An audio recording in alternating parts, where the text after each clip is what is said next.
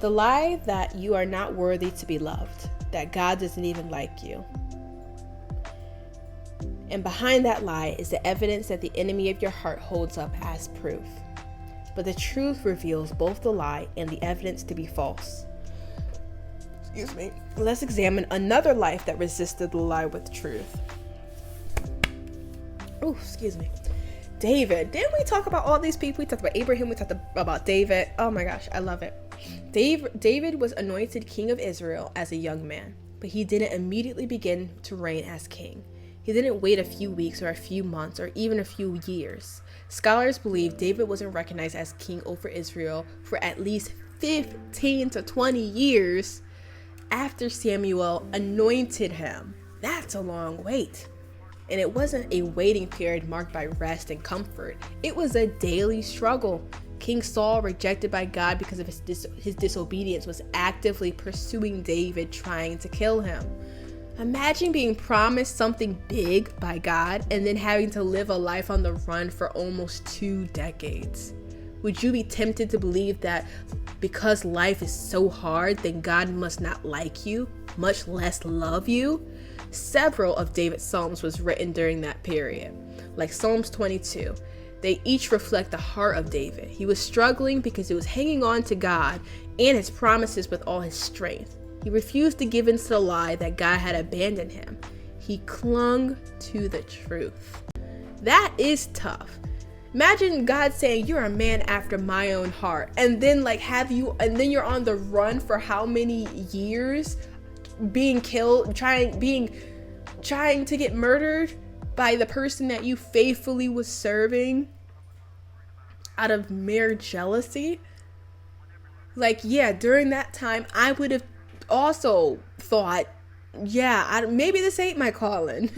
That's the things that go in my head. I'm like, maybe this ain't my calling. Maybe I heard him wrong. Maybe when he said anointed to be king, maybe it was metaphorically. Maybe I am a symbolic king. That's the things that would have been going through my head. That is crazy to think about.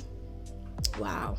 It says right here, what was the solution? He said he was struggling, but he was hanging on to God and his promises with all his strength. That's what we have to do when we feel as if life is happening and that God has turned his back on us or something like that. We have to be able to say, you said in your word in Psalms, you said this. We have to remind ourselves of the truth, because the enemy is going to give us 101 lies, but the Lord is going to give us 100 and at least 2 truths to overcome the lies. We just got to focus on which one do we want to be louder in our head. A prayer song? I don't even know what it would go like. Let me try it off the dome. Let me try it off the dome first. Lord my God, you are faithful to the end.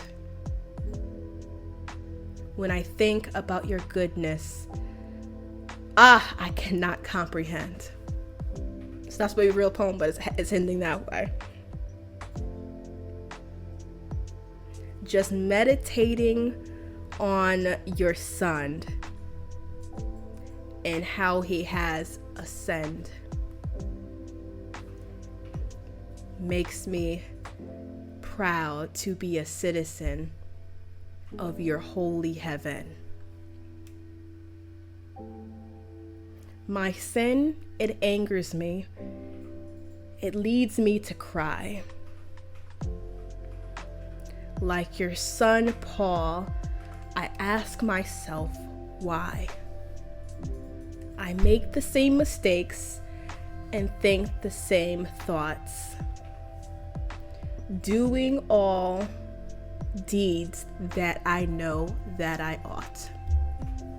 Or should, what's the opposite of ought? Should not? We'll put that in there. Save me, Lord, for my selfish greed, making my schedule busy with many activities.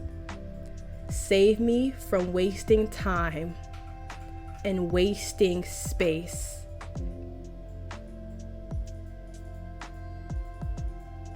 Take away the stones in my heart and show me your face. I'm done. I'm done. That's all I got. I'm not a rapper. I'm not a poet. But those were all of my thoughts and actions and feelings right there.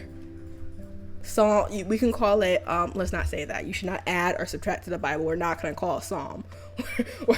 We're just going to say that was a prayer song. Praise God.